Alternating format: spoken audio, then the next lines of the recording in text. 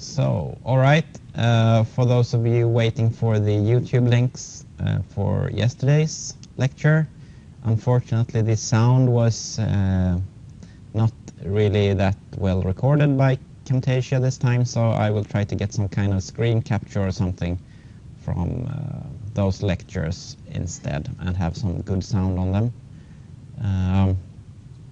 Something went wrong yesterday with the recording, so I hope it will work today.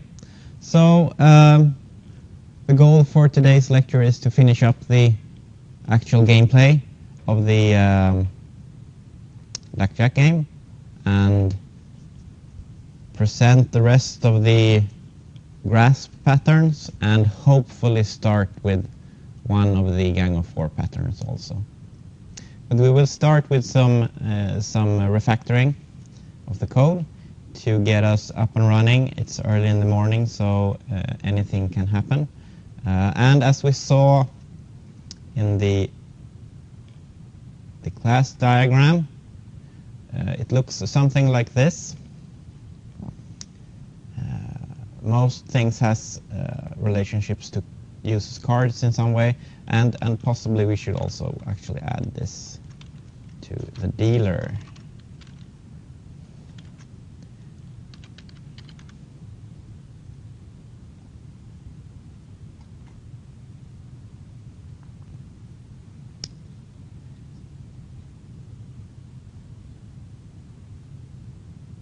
Two things to maybe notice in this diagram is that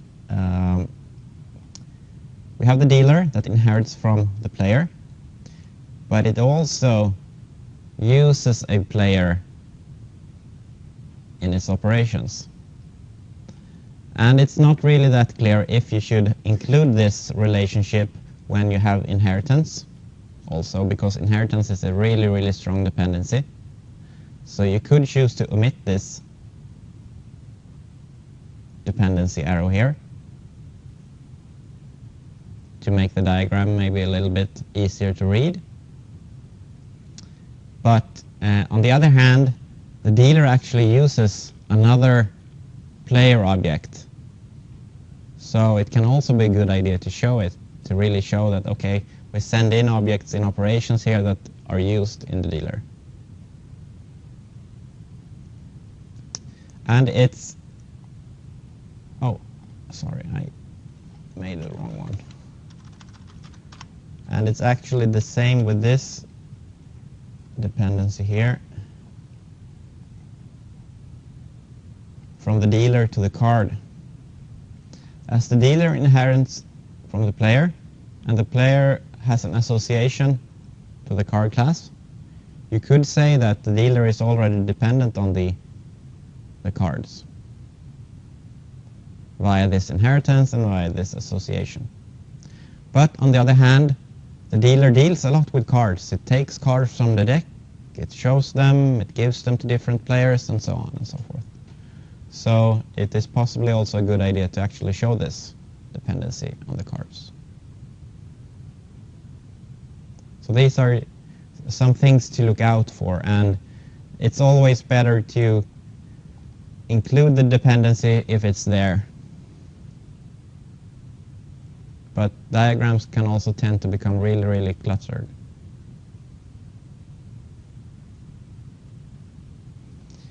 For example, I would probably not include this dependency if this card handling was more or less totally encapsulated in the player class.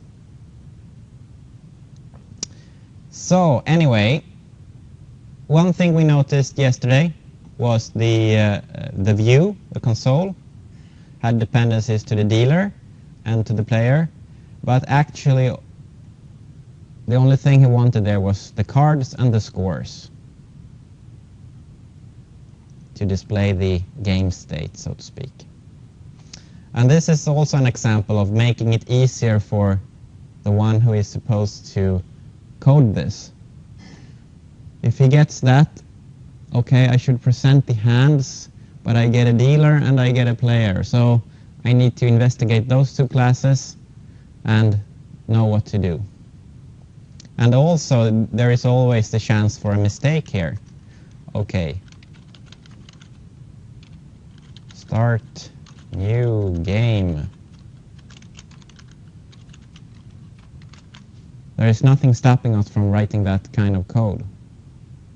So by sending a lot of information, you open up a lot of possibilities for a function or an operation. And this is possibly not a good thing. Try to think of the arguments as, okay, this should be as narrow as possible. Only the information actually needed should be sent.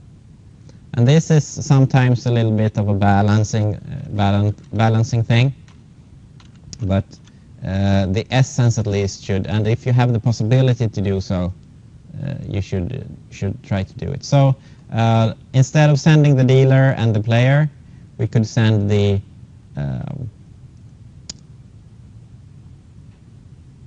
hand of the dealer and the hand of the player, and the score of the dealer and the score of the player.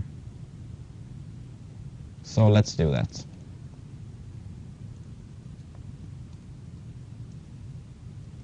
So instead of sending this,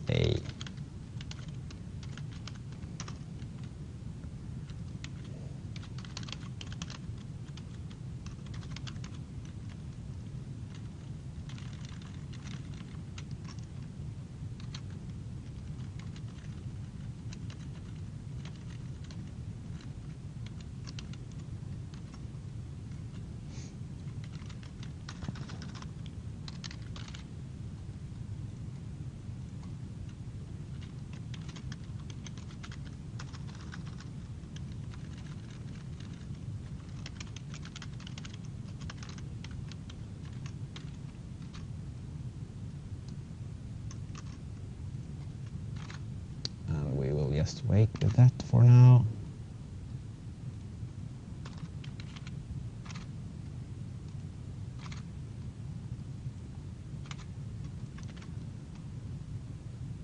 Something like that should do it, and instead of in here we send a dealer get hand,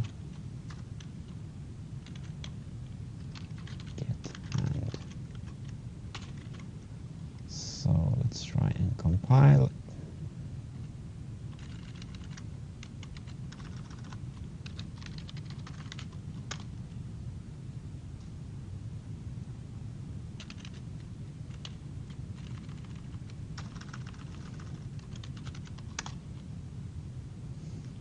Seems like I have a little bit better karma today, and let's run it.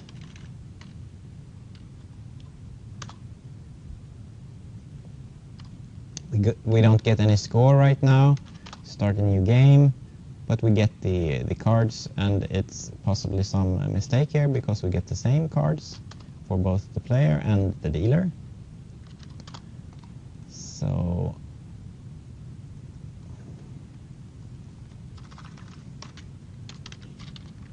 should be like that. So, and we also need to send the scores in here so that we have access to them.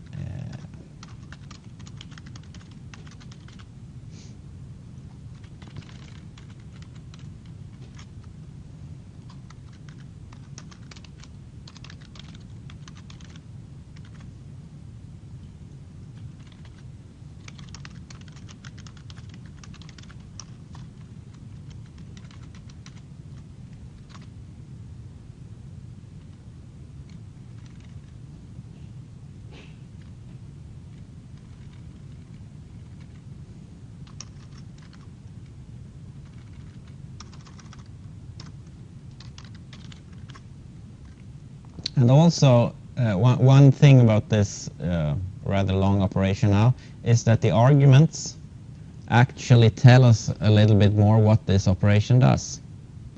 Before we had the name present hands, and we sent in the dealer and the player, and looking at that operation signature we could not really tell, okay, the scores are also displayed here. But now when we send these arguments instead, we can clearly see from the signature that okay, the score of the dealer and the score of the player are also used in some way, actually likely presented. So, and that is also a good thing. Use these methods of telling the developer what is actually happening by using good type names, by using arguments and argument names. So let's go out here again and get the information.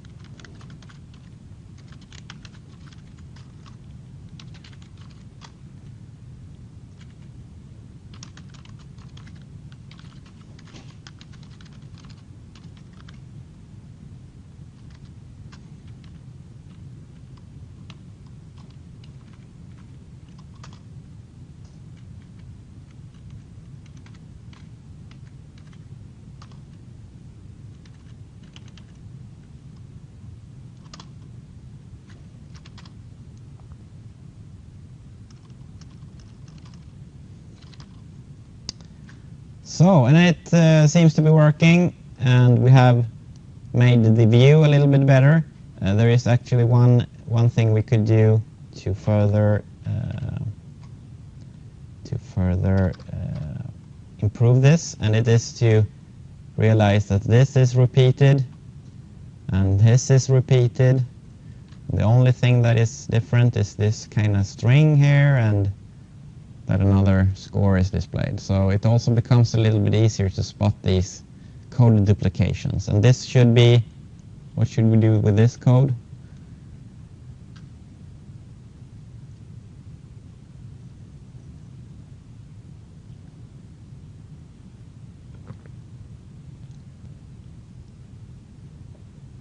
We have duplicated code in the same class. Refactor, yeah. What kind of refactoring should we do? Exactly, we should make a private method, a function for that encapsulates this.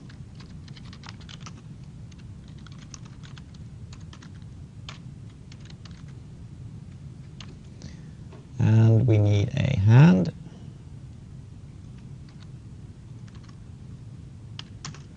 And we need a score.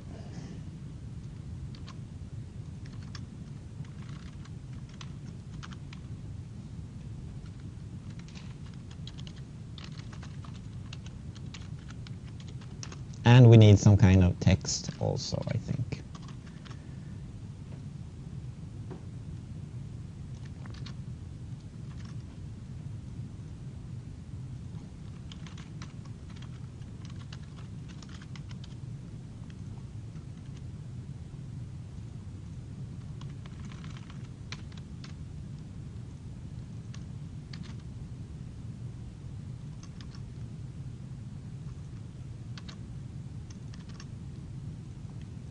So instead of that kind of clunky code, we get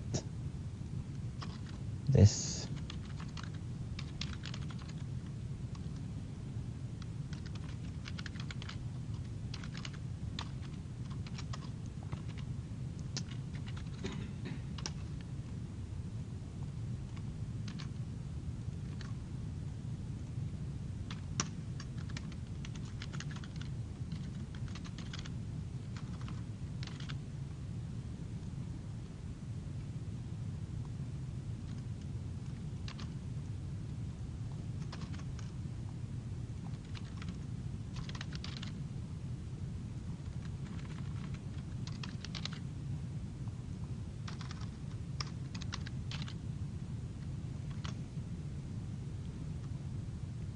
I think that should do it. This was not a good name.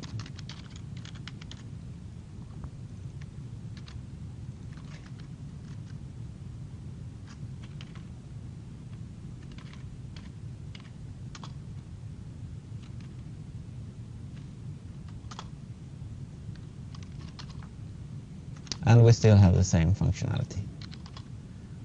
So this clunky repeated code is removed, and we can more obviously see what is actually going on here. So taking a look back now at our class diagram, we can actually notice that a few things have changed.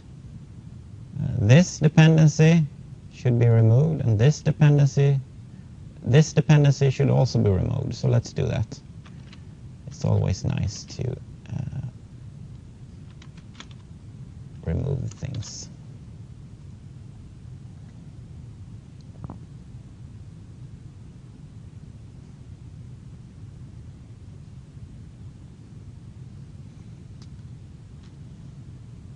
So, and it becomes a little bit nicer. So, you can spot refactorings in your code, you can spot refactorings in your class diagrams, and you can spot refactorings in your sequence diagrams too by looking at the repetition of stuff. And if you take a look back at the display of the cards, you could actually see that, okay, we had some repetition there. We had 2 loops in this main loop sequence diagram. So, all right, the next thing to address is that the player should be able, after he has started a game, he should be able to get more cards. So this is maybe the first new functionality we will be adding. And it's a new system event, so let's just call it hit. And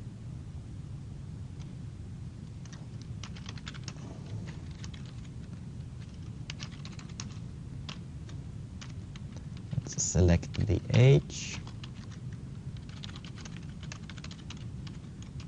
hit, and we should probably also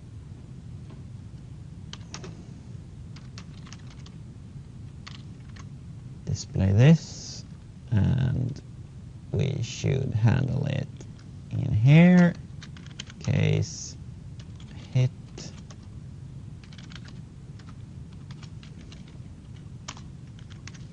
So what should happen?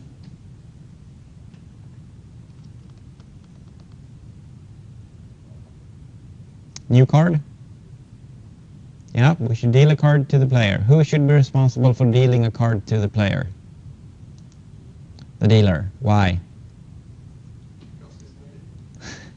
Yeah, because that happens in reality. That's actually a good argument. So the design should reflect reality. Absolutely. And this would also be the most natural thing for a new developer to understand this. Of course, the dealer hands the cards to the player because that's what's happening in reality also. So having an understanding of the domain, the problem area, you should be able to see this and understand the actual implementation and design also. And also the information expert points to this because we need to have the cards from the deck, because the card is taken from the deck, and who has the deck? Well, the dealer has the deck. So we can take a look at our class diagram once more. So we need to have the player, we need to have the deck. Those are the 2 informations that we need to perform this responsibility. And we can see there, okay, who has the deck? Well, the dealer has the deck. Has the dealer some kind of relation to the player already? Yeah, he already has a dependency to the player. So our design is not changed really that much by adding this responsibility to the dealer, so that would probably be a good idea. We won't be needing to add any relationships or something like that in our class diagram. So you can also use these diagrams to look at them to get a sense of where you should put your responsibilities. So let's do that then.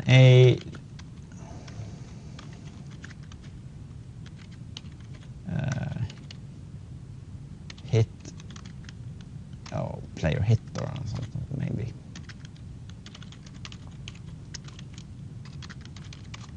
And we need to send in the player, and we have the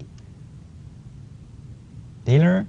And what is supposed to happen here? public void hit, player hit, or what did we call it? Player hit, yeah.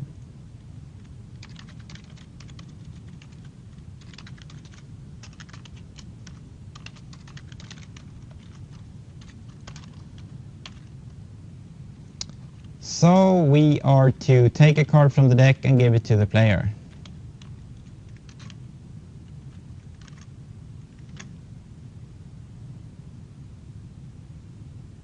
Why player hit? Can't the dealer hit as well? Yeah, when the player selects, opts to not get any more cards, the dealer will have his turn. Possibly we could maybe reuse this function.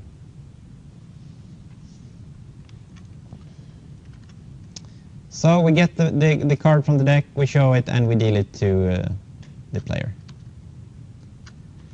Let's compile.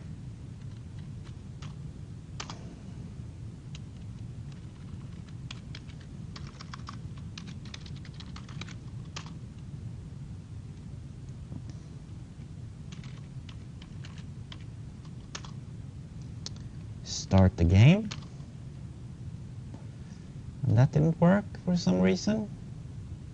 Because it's not S, it is N.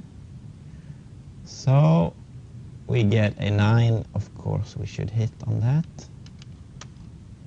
We get 19. We get 27, and so on and so forth. We could probably continue for a long time. I suspect that we will continue until the deck has no more cards and we will get an exception.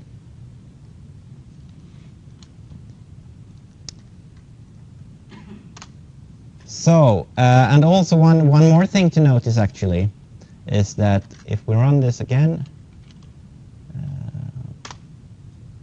I can do hit without having started a game. And if I've not started a game, I have no deck, because that is constructed here. So this is also something that we need to guard against. And it's not a good thing that our model can be put in these kind of states that are illegal. So in the model we need to do some checking for this. It is also nice to have this in the user interface, maybe in the menu, so that, okay, it does not display all these options. If you have not started a game, the menu could also change to reflect this. But the main thing is that we have a deck here. The deck is not null, and we could maybe... It's probably that by default in Java, but you never know. And we should also have get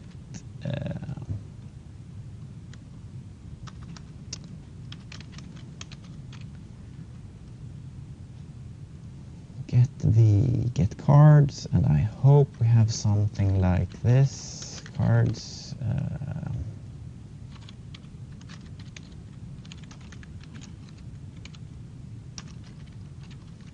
So we have started a game because we have a deck, and we have some cards in the deck also. I hope we have a count on that. No count. Size. Length.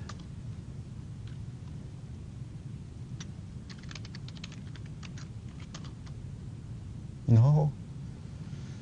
Ugh. Anyone knows?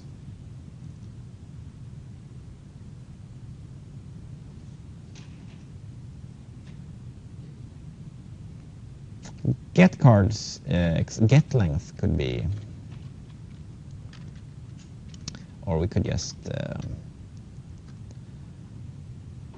on a list it's the size. Yeah, but this is an iterable, so we need to look up the iterable interface, but we get an iterable. So, but I can leave that out for now, so I can check it during the break.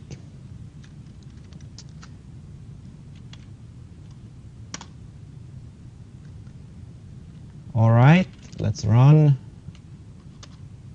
and we should not be able to hit. No, nothing wonky happens.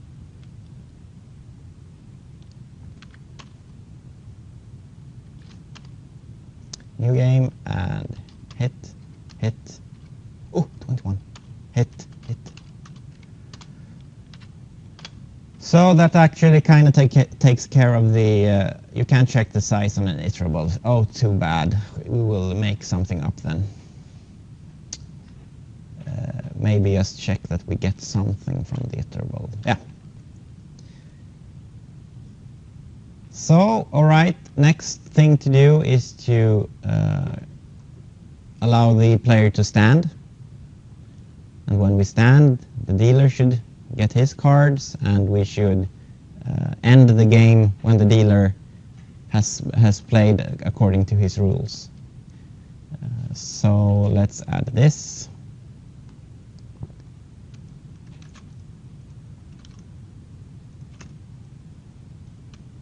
S for stand, and I will probably hit S for start game a lot of times.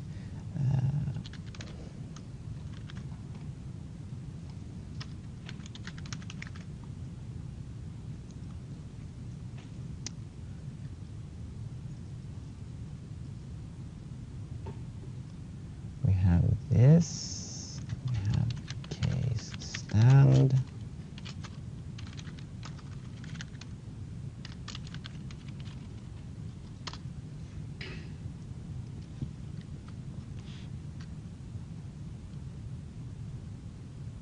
Yeah, I would probably, we could just add a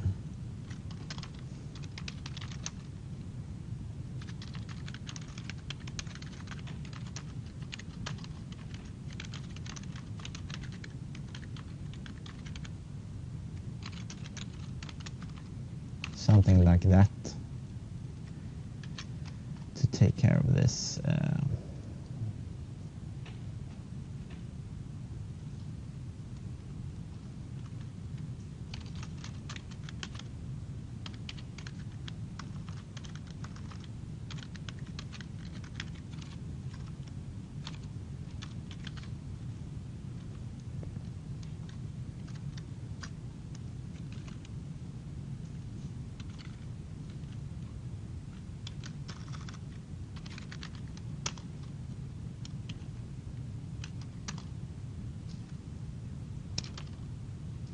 New game.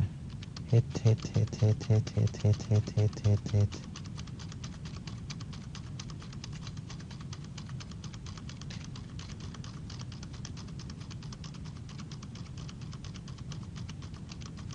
Yeah, we don't get any more cards now, so.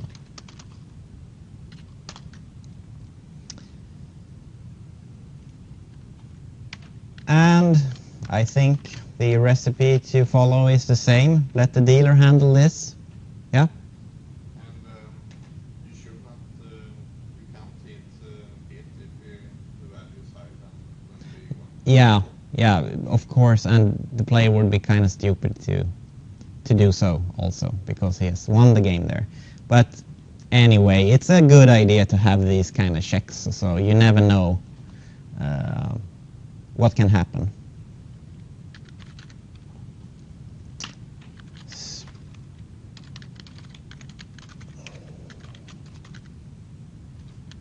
So we probably don't need this right now. And what is supposed to happen is in the dealer, public void player stand. We need to know if we have some cards still, so that we don't select to stand.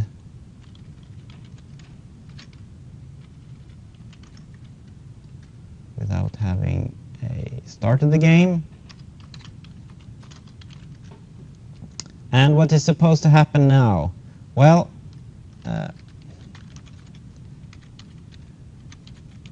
as long as we have this rule to hit,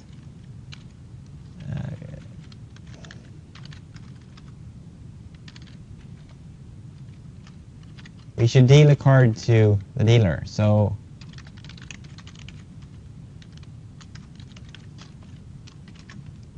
we have a function to deal a card already. Possibly also we should show all the cards first, because we could have the option that the dealer have hidden cards. So we need to loop through the cards.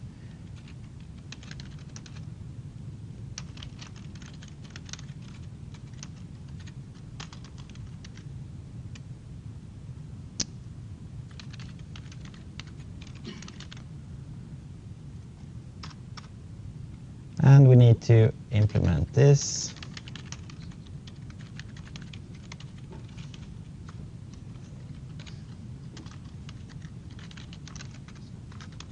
And let's just return false for now.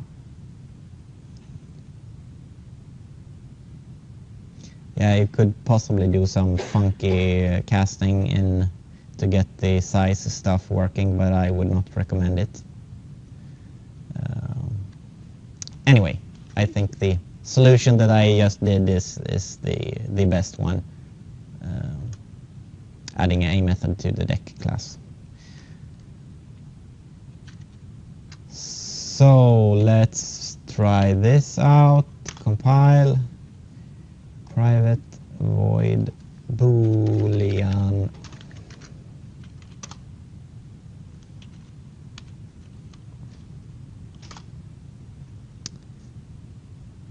we should also add this to the menu. We can't stand, can't hit,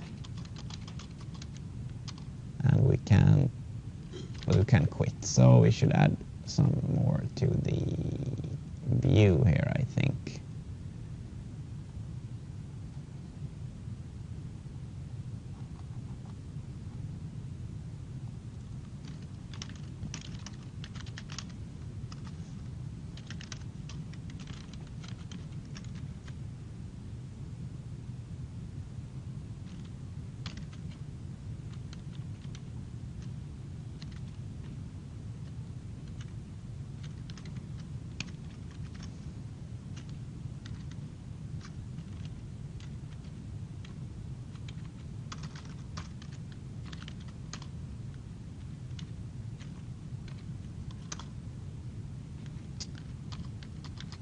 Can't stand, I can't hit.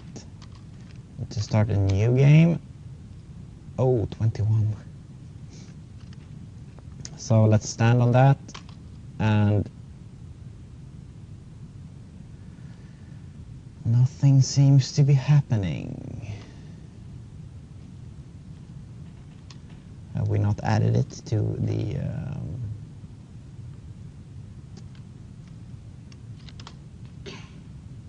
controller maybe? Stand, a dealer player stand. What is happening here then?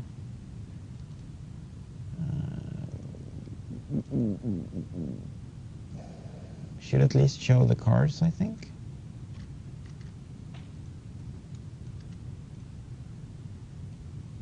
This formatting is really...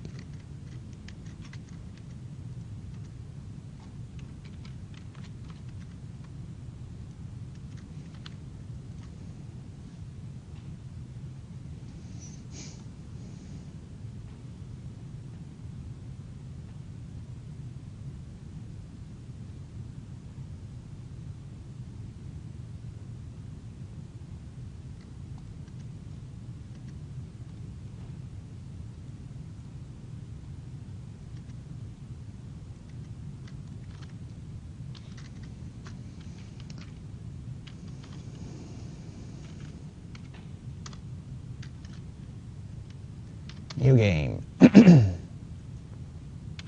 Stand. Why isn't it showing the cards of the dealer?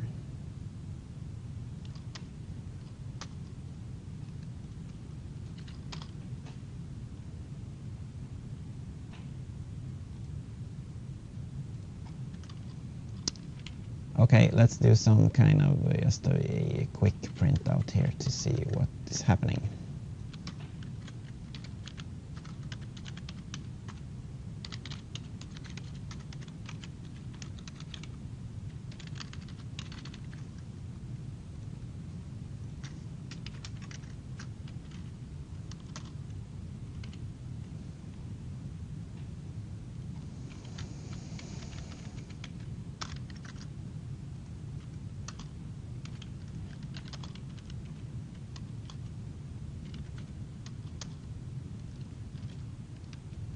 New game, stand.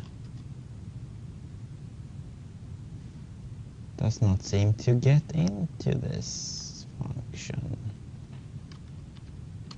Hit, stand.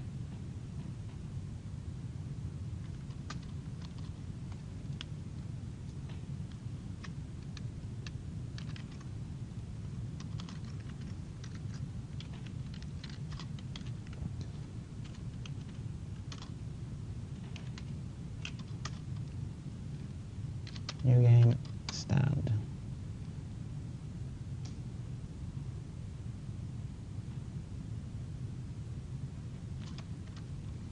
Does not seem to be called at all, so we don't get here a dealer player stand, and we don't get, or did we not recompile the controller?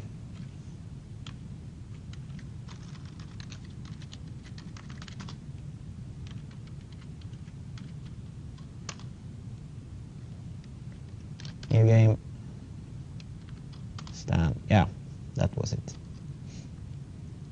So the dealer cards is now shown, but we should have some kind of rule to get the dealer to take more cards, because he also only had 13 this time, and he should obviously hit on that.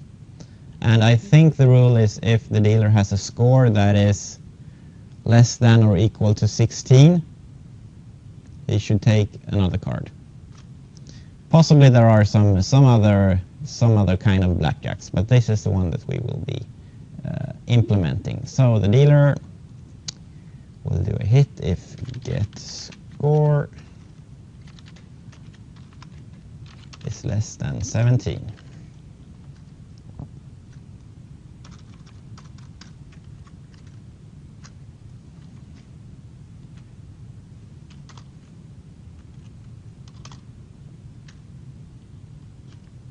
New game. I should probably hit on that, and I should stand. And the dealer had a 2 of hearts and a 9 of clubs, and he gets 11, and then he gets 3 of clubs, and he gets 14, and he should hit once more, and then he gets a king, and he gets 24, and he loses the game.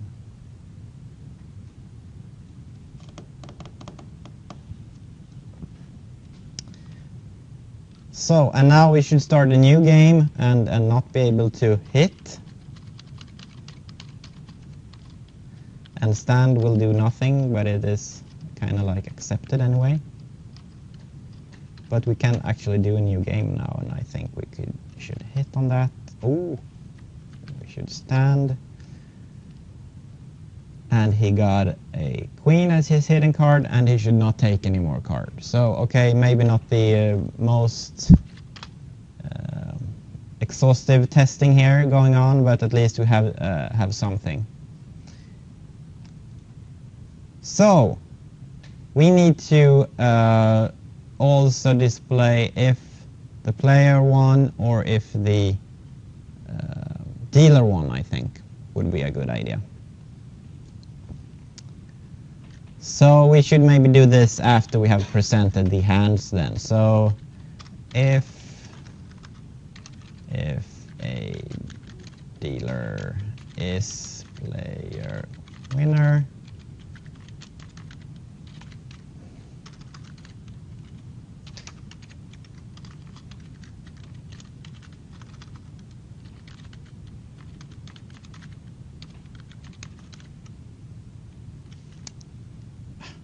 I mixed display and present here. That is not so nice. No, we should do it like this.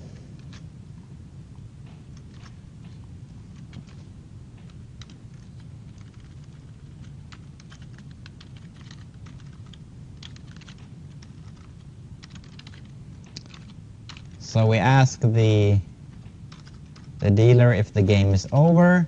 And if it is, we ask the dealer which, if the player is the winner or not, and we display a message if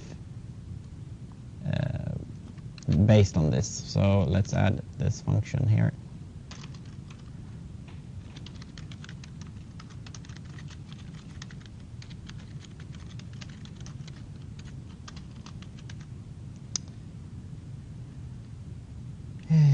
If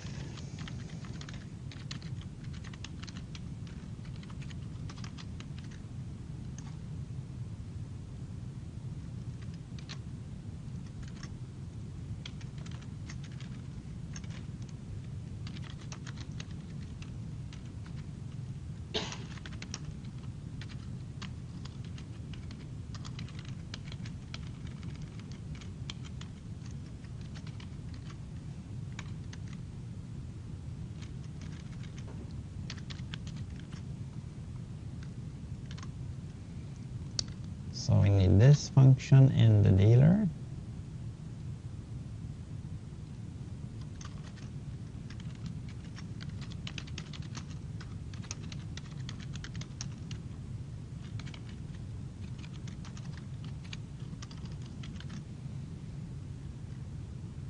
And we need this function also in the dealer.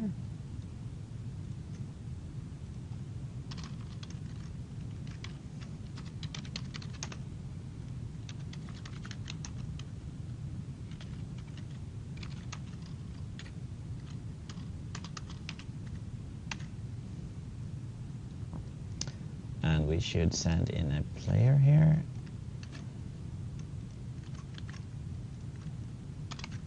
So we could just implement some simple rules here.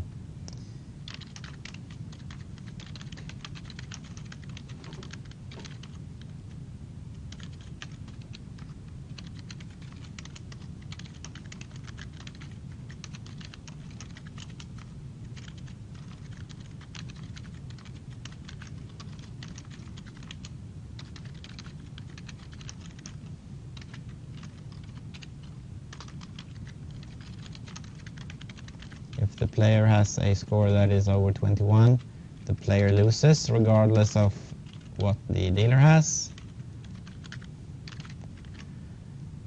If the dealer score is over 21, the player wins, and he is also not fat, and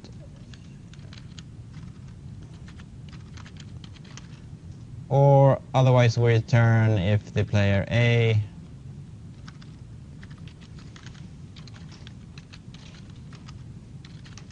is bigger than A. Yeah.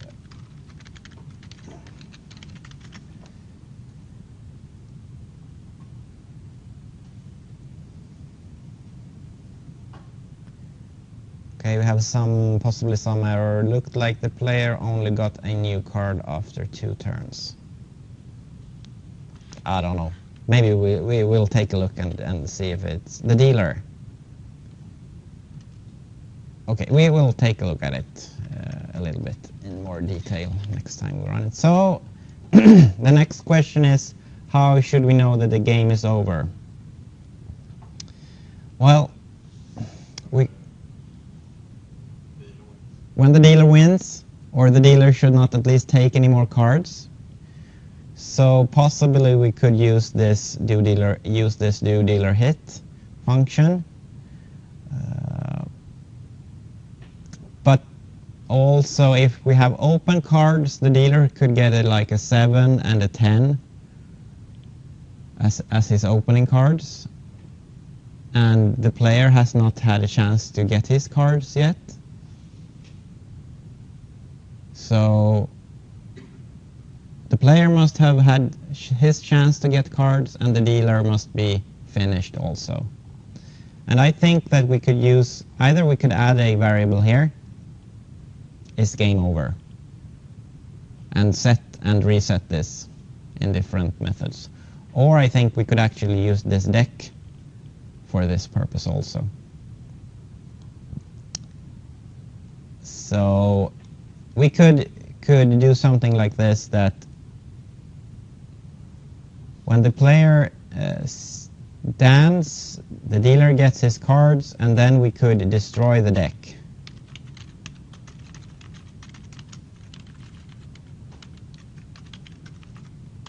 And let's put it inside of this.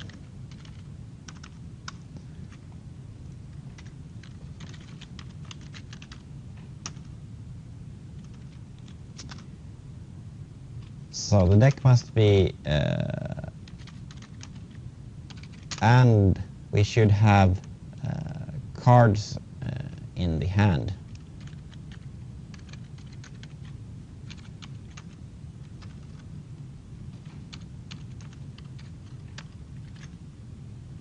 And we could just use this return.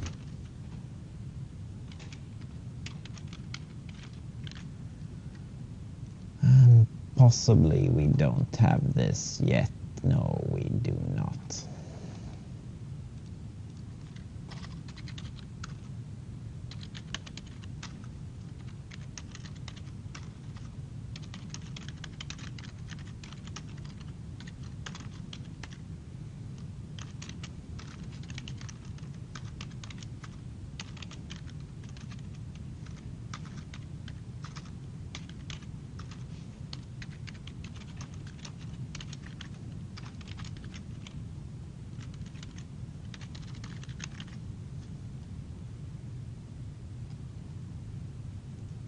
Something like that, and I think we have possibly done everything we need to do. So let's compile and view.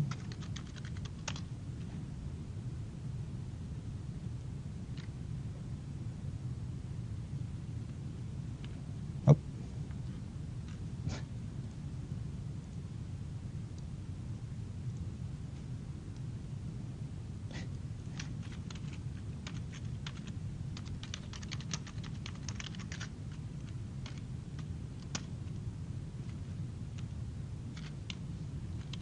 And the controller. We have an error.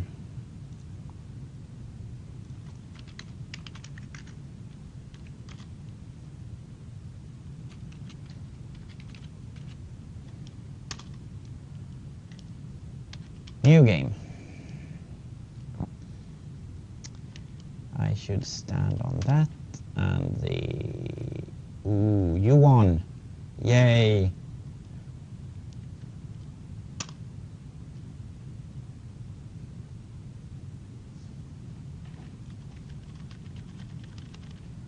I'm trying to start a new game here, and apparently I'm not allowed to do so.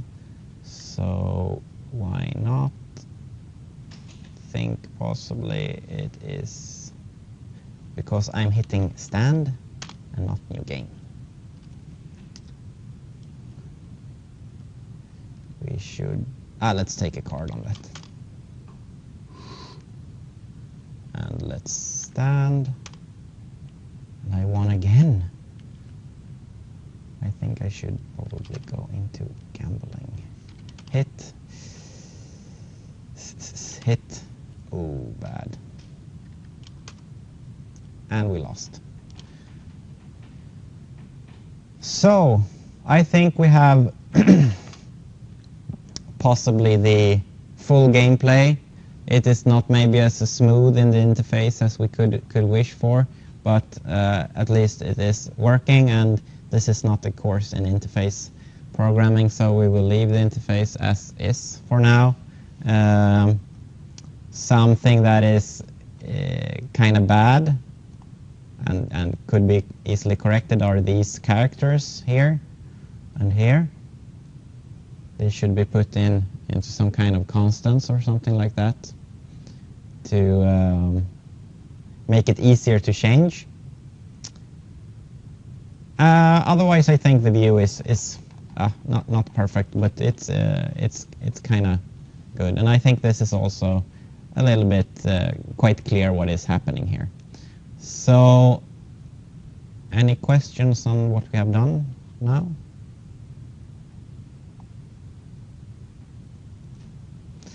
And actually, the class diagram has not changed at all. We have not added any new types. We have not added any new relations. So everything is good to go. So I think it's time for a 15 minutes break. So let's go for that then.